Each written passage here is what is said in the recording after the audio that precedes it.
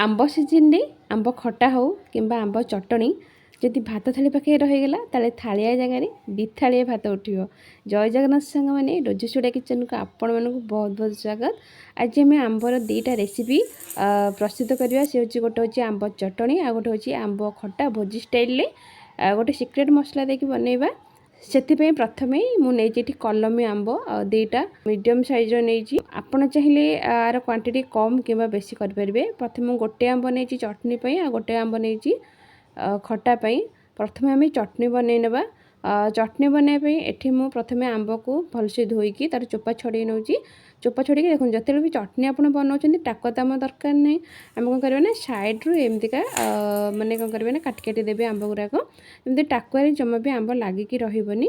तापर कौन करेंगे ना आम भलसे छोट छोट पीस करनवा जो थी कि आंबटा आमर ग्राइंडिंग हबारे आमको सुविधा हे मैंने बड़ बड़ खंड रही टाइम लगे ग्राइंडिंग हाँपाई आ जब छोट छोट पीस रोचे शीघ्र ग्राइंडिंग हो। ता सहित एठी मु 2 इंच खंड अदा नहीं चोपा छड़ेकी ताको मध्य चॉप करनबा। गोटे कंचा लंका नहीं लंकार क्वांटिटी आप देखिकी नेबे कहीं गोटे गोटे लंका राग थाए गोटे गोटे लंका राग न थाए। ए लंका बहुत राग अच्छी तेणुक गोटे छोट गोटे कंचा लंका नहीं। एबे आमे एठी नबा पुदीना पत्र फ्रेश पुदीना पत्र जदि थिबो ताले नेबे बहुत टेस्ट लागिवो चटनीटा। एठी मु 8 रु 10 टी फ्रेश पुदीना पत्र नहीं ता सहित किछि धनियार डांग जोटा कि माने तरकारी पत्र पकई साइला परे डांगटा बळी जाय से डांगटा रखिथिली ताकू भी मधे चॉप करी नउची। एबे कोन करबा ना एथिरे आउटे टेस्ट भल आनिया पे एबे नबा आमे जीरा गोटे छोट चम्मच जीरा को टिके हल्का उषुम करनेबे। उषुम करिकी जो ग्राइंडर कप रे ऐड करेंगे। एथिरे नबा एबे ब्लैक सॉल्ट हाफ चम्मच नबा।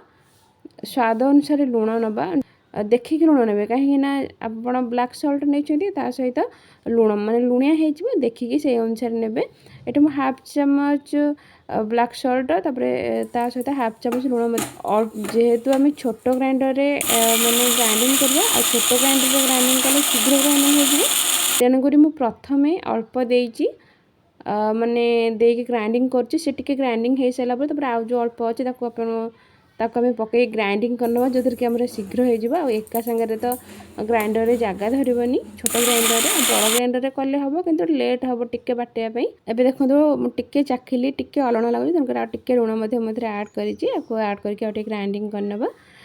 एबे आमर रेडी हो गला आंब चटनी पूरा प्लेन करके बाटी देबे।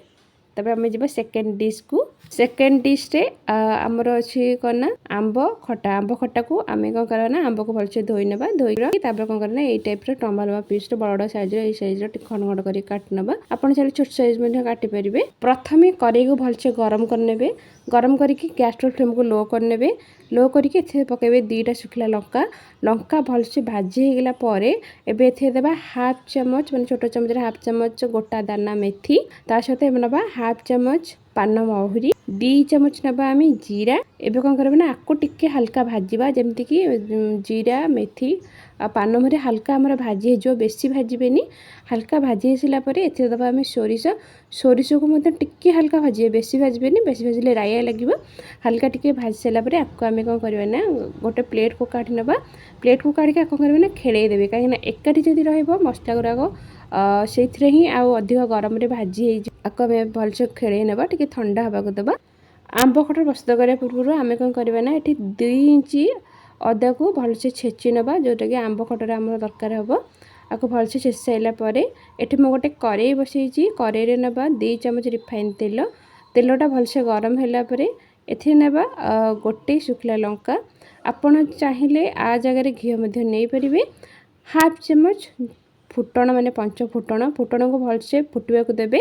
फुटण भलसे फुटला जो आम छेचिक रखीचे अदा ताको आम ऐड करवा आउ 10 रु 15 टी भुसुंगा पत्र नदेले खटार बास्ना तो भल आसबेनी जदि नथिबो ताले स्किप करें किंतु भुसुंगा पत्रटा देले तार टेस्ट आ बास्ना बहुत बढ़िया आसी खटार। एबे आकु टिके हल्का भाजी नबा आकु टिके हल्का भाजी साइला परे एबे जो आम आंब काटिक रखी ताको आम ऐड करवा हाफ चम्मच हल्दी पाउडर स्वाद अनुसार लुण पकईकि आपको आम 1 मिनिट कौन करवा ना लो फ्लेम रे आपको भाजी नबा। 1 मिनिट पर एबे आम एथे देवा गुड़ एठी मु गोटे बड़ साइज आंब पई एठी मु 100 ग्राम ପାଖାପାଖି ଗୁଡ଼ ନେଇଛି। ଆପଣ ଦେଖିକି ମିଠା ଆପଣଙ୍କୁ କେତେ ପସନ୍ଦ, କମ୍ ପସନ୍ଦ କି ଅଧିକ ପସନ୍ଦ ସେଇ ଅନୁସାରେ ନେବେ। ତା ସହିତ ମାନେ କ'ଣ ହୁଏ ନା ଆମ୍ବ ଗୋଟେ ଗୋଟେ ବହୁତ ଖଟା ଥାଏ, ଗୋଟେ ଗୋଟେ ମିଠା ଥାଏ। ଆଉ ସେଇ ଅନୁସାରେ ଗୁଡ଼ର କ୍ୱାଣ୍ଟିଟି ବଢ଼ିପାରେ କମି ମଧ୍ୟ ପାରେ, ଆପଣ ଦେଖିକି ନେବେ। ଗୁଡ଼କୁ ପକାଇକି ଗ୍ୟାସ୍ ଫ୍ଲେମ୍କୁ ସେ ଲୋ ଫ୍ଲେମ୍ରେ ରଖିକି ଆକୁ ଆମେ ମେଲ୍ଟ ହେବାକୁ ଦେବା। ଗୁଡ଼ଟା ପୁରା ଆମର ବଢ଼ିଆ ସେ ମେଲ୍ଟ ହେଲା ପରେ ଗୋଟେ ଜାଗାରେ ଆପଣ ଗୁଡ଼କୁ ମାପିକି ନେଇଥିବେ, ଗିନା ହେଉ କପ୍ ହେଉ ମାପିକି ନେଇଥିବେ। ଯେଉଁ ଗିନାରେ ମୁଁ ମାପିକି ନେଇଥିଲି ଗୁଡ଼, ସେଇ ଗିନାରେ ମାପିକି ଗୋଟେ ଗିନା ମୁଁ ପାଣି ଦେଉଛି। ପାଣି ଦେଇକି ଆକୁ ଆମେ ଘୋଡ଼େଇ ଦେବା। ଗ୍ୟାସ୍ ଫ୍ଲେମ୍କୁ ଲୋ ଟୁ ମିଡ଼ିୟମ୍ରେ ରଖିବା। ଲୋ ଟୁ ମିଡ଼ିୟମ୍ ରଖିକି ଆକୁ ଆମେ 1 ମିନିଟ୍ ପାଖାପାଖି ଆକୁ ଭଲସେ ଫୁଟିବାକୁ ଦେବା, ଯେମିତି ଆମର ଟିକେ ଆମ୍ବଟା ସିଝିଯିବ। ସେଇ ଭିତରେ ଆମେ ମସଲାକୁ ଆମେ ଭଲସେ ଗୁଣ୍ଡ କରିନେବା।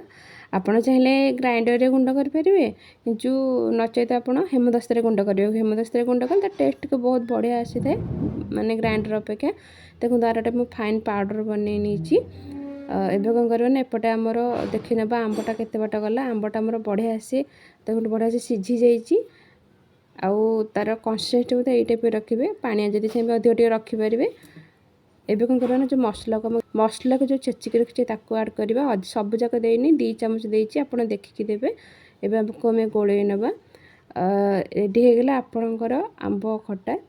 ଏଇ ଟାଇପ୍ର ଆପଣ ଥରେ ନିଶ୍ଚିତ ଭାବରେ ବନେଇକି ଦେଖନ୍ତୁ, ଆମ୍ବ ଚଟଣି ସହିତ ଆମ୍ବ ଖଟା କେମିତି ଲାଗୁଛି ମୋତେ କମେଣ୍ଟ କରିକି ଜଣାନ୍ତୁ। ରହୁଛି ପୁଣି ଦେଖା ନେକ୍ସଟ ଭିଡ଼ିଓରେ। ବାଏ।